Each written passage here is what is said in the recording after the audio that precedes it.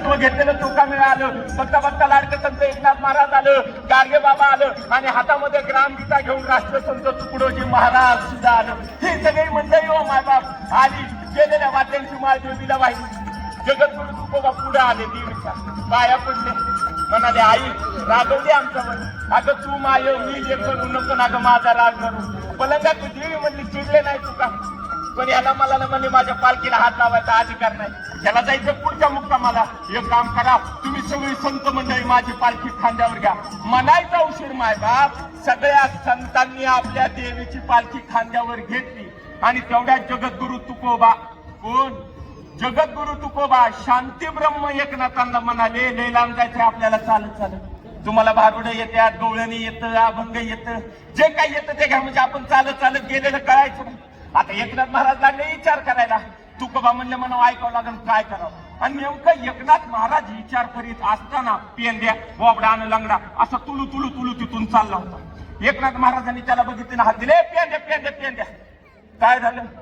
चल म्हणे आमच्या सोबत. आम्हाला जायचं पुढच्या मुक्कामाला. आमच्या सोबतीला कोणी नाही. बोबडा बोलतो, गवळणी म्हणशील आम्हाला येळ गेलेली कळायची नाही. मला येता यायचं नाही एकनाथ महाराज. का मला कृष्णाला शोधायला जायचं. कृष्णाला शोधायला जायचं.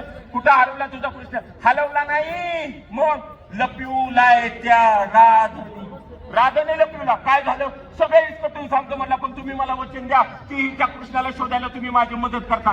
सगळे संत म्हणे हा आम्ही तुला मदत करू. आणि आता पेंद्या सांगायला लागला यलवलची बोल होती. सकाळी सकाळी यशोदा माईनं मला घरी बोलिलं होतं. म्हणली पेंद्या घरी आमच्या आणि कृष्ण आणि राधा सोबत गाय पुढे चरायला निघून जा.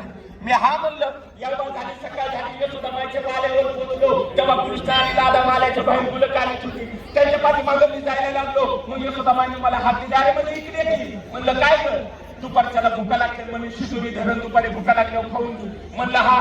अरे आई व 7 वर्षात माझ्या कृष्णाला घरी घेऊन ये. मी हा म्हणलं एकनाथ महाराज. आणि उद्या मालिक मालनावर गेलो. काय गुलं चलत होती आम्ही खेळत होतो. काय गुलं चलत होती आम्ही खेळत होतो. आणि जेवढ्या दिवस आमच्या डोक्यावर आम्हाला कळालं भुका लागल्या. मला आठवलं यशोदा माईनं आम्हाला शिदुली दिलेली होती.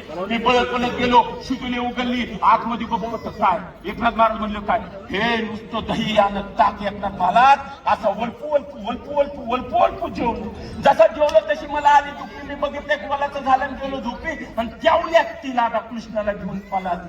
हो चांगलं झाली. बाय गुलं वाजायला लागली. मला दचकून जाग आली. तुम्हाला पुन्हा कृष्ण दिसला. मला वाटलं इथंच कुठेतरी बसला असं नाही तर तो बी झोपला असं म्हणून मी हात दिली. हे कृष्णा सांग झाली बाबा. यशोदा माय आपली घरी वाट बघत असं चलना जायचं आपल्याला. पण एकदा मला कृष्ण मला मोबाईल द्याय ना. मी फलत फुलत येऊ म्हणून त्या डबल गेलो. तिथं लादेला कृष्णाला हात दिला. हे लादे हे कृष्णा हाल चला ना बाबा. यशोदा माय आपली घरी वाट बघत असते.